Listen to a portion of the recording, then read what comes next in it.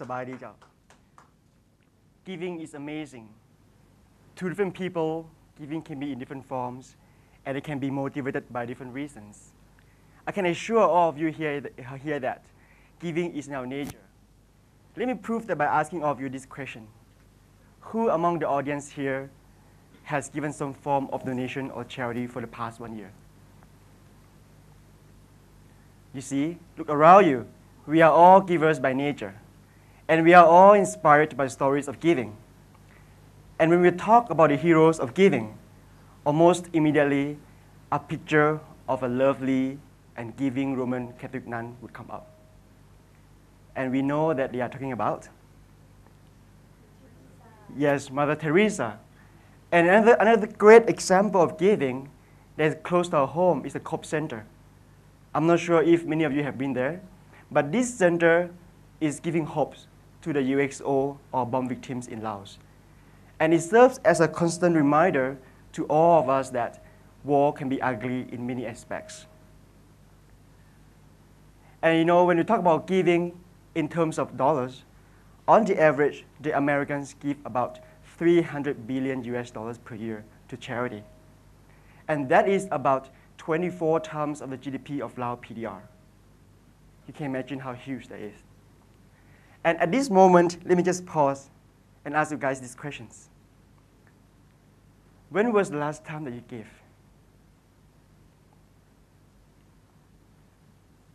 How did you feel? Was it warm? Was it fuzzy inside you? Right? In fact, there have been a lot of countless papers researching on the benefits of giving. And one thing that stands out in all this research is that giving makes us feel good.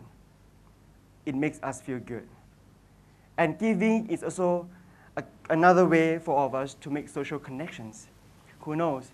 It is also a great way for you, just to get to know your potential life partners at a faster pace, right? And people give for various reasons. And the explanation for giving fall into 3 broad categories.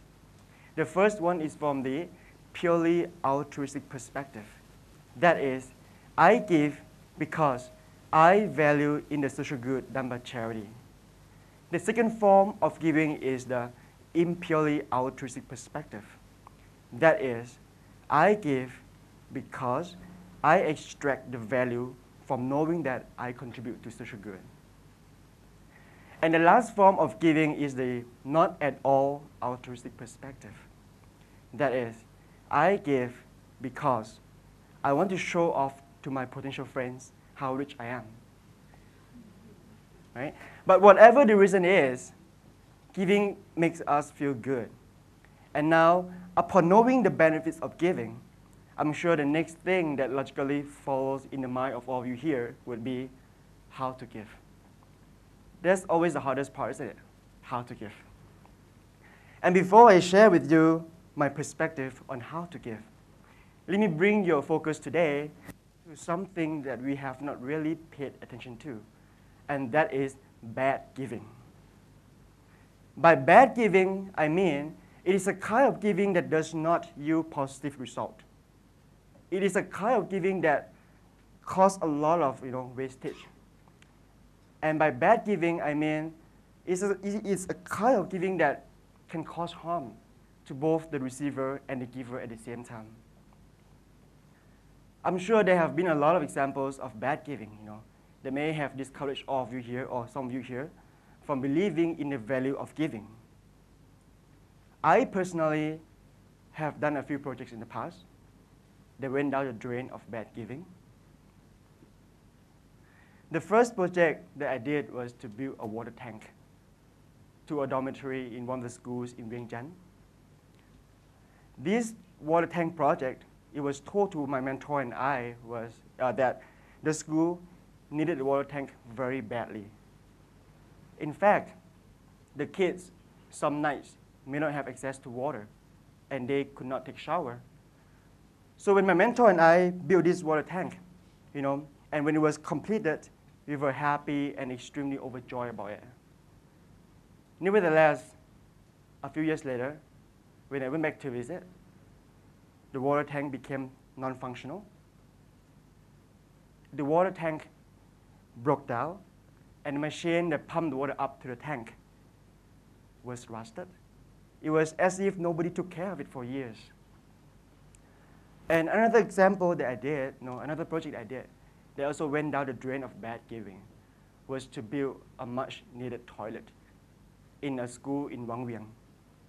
It was told to us by the school principal and the village head that this school needed a toilet very badly.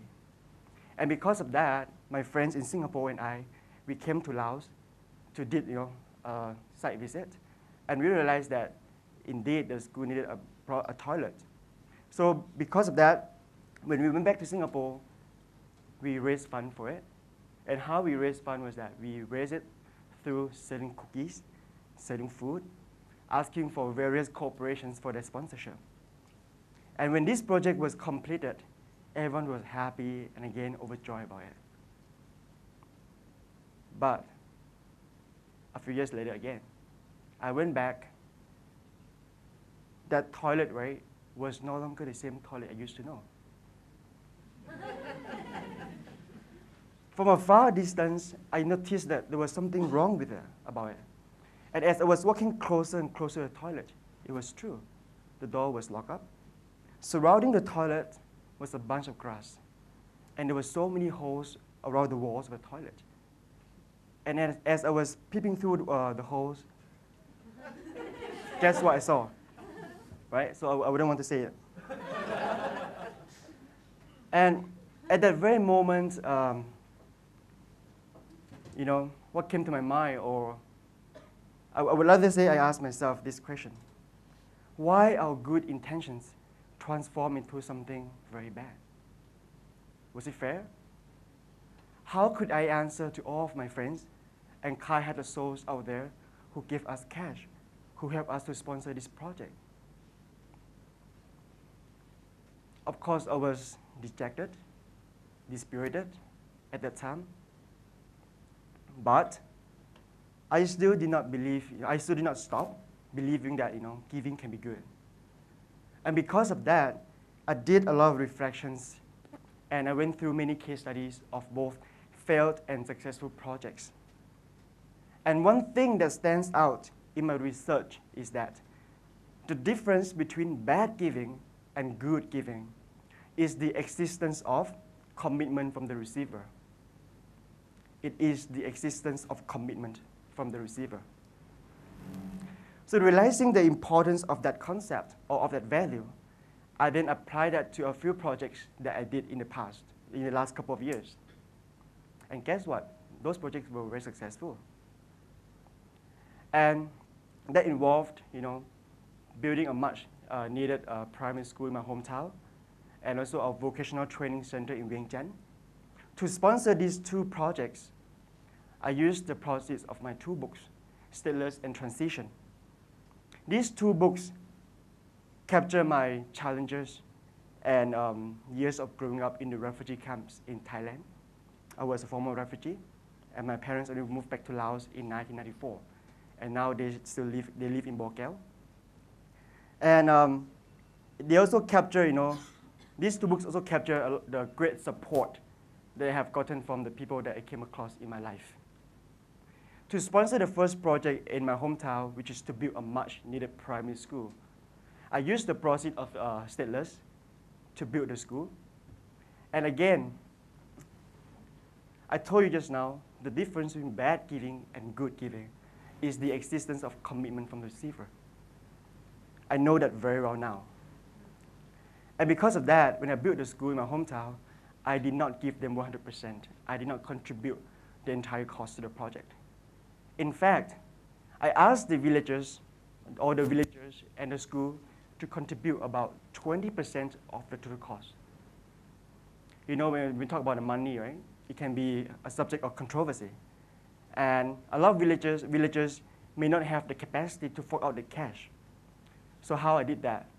How I did was, I asked the villagers to contribute 20% of the total cost in terms of the labor, in terms of the supervision, in terms of the materials that can be easily available around the village. And guess what? Up to today, the project is still very successful. And whenever I go back to visit, it's still very well maintained. And advancing from the success of the first project, I then wrote my second book, Transition, in 2014, with the proceeds to build a vocational training center in Vientiane. And this project was in collaboration with the Lao Women's Union. And again, I did not give them for free. I asked the union to contribute about 20% of the total cost. And that was in the form of tables, chairs, blackboards, as well as some of the electrical works. And these two projects are very well maintained up to today. And that is because I realized that commitment from the receiver is very important. When the receiver has a sense of commitment, they also feel the pride. They also feel the sense of ownership in the project. They don't feel that, oh, I get it for free, I don't care about it. That they feel the sense of ownership. And whenever I go back to visit, I myself feel very proud about it. And these two projects, right, when I see them, I'm also very thankful to all the supporters who have been in this journey of giving back to society, who have been in this journey of paying forward with me all these years. At this point, I'm sure some of you may ask me, how do I even begin to secure commitment in the first place? What I want to share with you is that, I don't mean to disappoint some of you, but this is true. When you give, you should expect something in return. You should expect something in return. It's only when you have that mindset, you will have the drive, you will have the motivation to look for various ways to secure commitment. If you don't have the mindset, your giving will just end up being another bad giving. So after achieving all this, I did not just stop there. In fact, I have been trying very hard to improve on what I have achieved so far. And that is when recently my wife and I come to a new kind of giving, and that is good giving. Just now I told you that the difference between bad giving and good giving is the existence of commitment from the receiver. And now the difference between good giving and great giving is the existence of sustainability. In order for your giving to be great, it has to be sustainable. You cannot always keep depending on donors or people who are there to give you cash. It has to support itself. And that's why my wife and I, early this year, set up this center called Yanoi Center. It is an educational social enterprise where we provide access to good education or to good English and Chinese enrichment classes to Lao students from all walks of life. And we charge them 3 times cheaper than the market rate. And that is affordable. And what we teach in the center, apart from the normal English and Chinese curriculum, we also infuse the value of giving back into our teaching pedagogy. Every time after every term, we will bring the students to visit schools in the outskirts area of Vientiane for them to pay it forward. That means whatever we teach them in our classroom, when they go out there, there will be teachers in front of the kids in the schools in the rural area. And that is when I say, social enterprise. We use the 50% of our profit that we generate from this center to sponsor all these projects. And this project so far has been very successful. To date, we have about 120 kids with us. And it has been so successful that we are having a huge problem right now. And the problem is inaccessibility. Because this center is located at our house, and there's just only so much space we can accommodate the kids. And because of that, for the past 1 month, my team and I have come up with an idea. In order to solve this problem, why don't we utilize something that we have around us instead of incurring additional resources? And that is, we started to invite interested families to join us on board.